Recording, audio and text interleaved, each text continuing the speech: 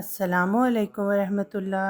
وعلیکم السلام ورحمۃ اللہ وبرکاتہ۔ آئیں دیکھتے ہیں کہ بچوں کا الفضل آج کون کون سے خوشنما علمی پھولوں کا گلدستہ لایا ہے۔ سب سے پہلے حکایت ہے نا؟ جی ہاں، اور حکایت کسے کہتے ہیں؟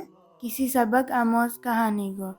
جی بالکل، جس سے ہمیں کوئی سبق، کوئی لیسن ملتا ہو تو چلیں پڑھتے ہیں۔ حکایت مسیح الزماں علیہ الصلوۃ والسلام۔ ایک نمازی کا قصہ۔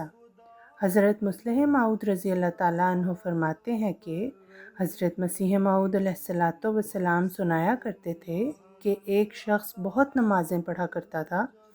مقصد اس کا یہ تھا کہ متقی مشہور ہو جائے اور لوگ اس کی عزت کریں، یعنی یہ مشہور ہو جائے کہ وہ بہت نیک ہے۔ مگر اللہ تعالیٰ کو چونکہ اسے ہدایت کا رستہ دکھانا اور اس سے خاص سلوک کرنا تھا، اس لیے اس کی اس قدر عبادتوں کے باوجود لوگ اسے منافق اور ریاکار ہی کہتے تھے۔ ریاکار کا مطلب ہے کہ یہ دکھاوا کرنے والا ہے، لوگ یہی کہتے تھے۔ 10-12 سال تک وہ کوشش کرتا رہا مگر کامیابی نہ ہوئی۔ ایک دن وہ گزر رہا تھا کہ اس نے سنا 2 لڑکے آپس میں کہہ رہے تھے، یہ بڑا منافق ہے۔ اس کے دل پر اس سے سخت چوٹ لگی اور اس نے سوچا کہ اتنی مدت دنیا کو خوش کرنے کی کوشش کی مگر نتیجہ کچھ نہ نکلا۔ اب دنیا کی عزت و ذلت کو نظر انداز کر کے اللہ تعالیٰ کو خوش کرنا چاہیے۔ یہ نیت کر کے وہ جنگل میں چلا گیا، اللہ تعالیٰ کے آگے خوب رویا اور سچی توبہ کی اور کہا کہ اے اللہ، اب کسی بندے کی طرف میرا خیال نہیں، میرا مقصود تیری ذات ہی ہے۔ اس طرح وہ توبہ کر کے آ رہا تھا کہ رستے میں 2 آدمی اسے ملے جو اسے دیکھ کر کہنے لگے کہ دیکھو، اسے لوگ منافق کہتے ہیں، بھلا یہ شکل منافقوں والی ہے۔ دنیا بھی کیسی جاہل ہے، ہمیشہ نیکوں کو برا کہتی ہے۔ تو اصل بات یہ ہے کہ قلوب اللہ تعالیٰ کے اختیار میں ہیں۔ ہمارا فرض تبلیغ ہے مگر اللہ تعالیٰ کے حضور گریہ وزاری کے بغیر اس میں کامیابی نہیں ہو سکتی۔ اس لیے ایک طرف تبلیغ کرو اور دوسری طرف دعاؤں پر زور دو۔ جی تو کچھ سمجھ لگی؟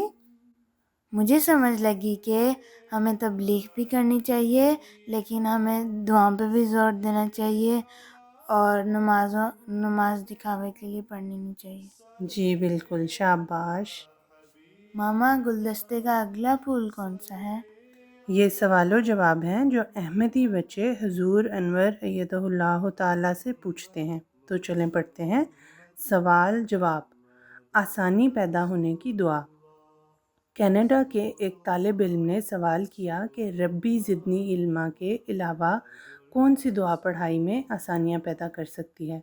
تو حضور انور ایدہ اللہ تعالیٰ بنصرہ العزیز نے فرمایا، یہ قرآن کریم کی دعا ہے۔ اس کے علاوہ رب اشرح لی صدری ویسر لی امری واحلل عقدۃ من لسانی یفقہوا قولی کی دعا ہے۔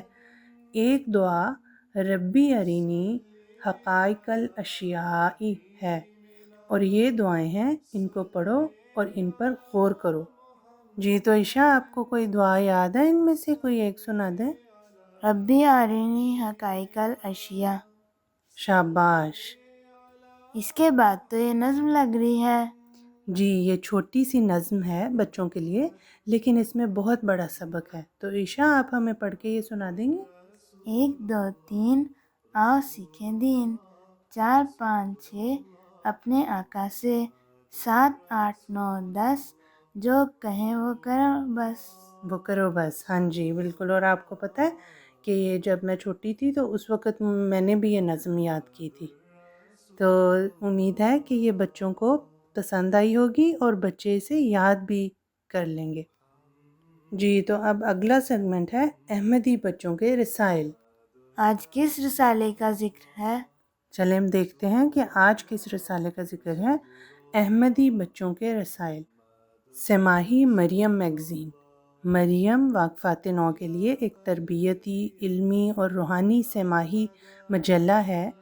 اس کا اجرا حضرت خلیفۃ المسیح الخامس سیدہ اللہ تعالیٰ بنصرہ العزیز کے ارشاد پر 2012 میں پہلی بار مرکزی سطح پر ہوا۔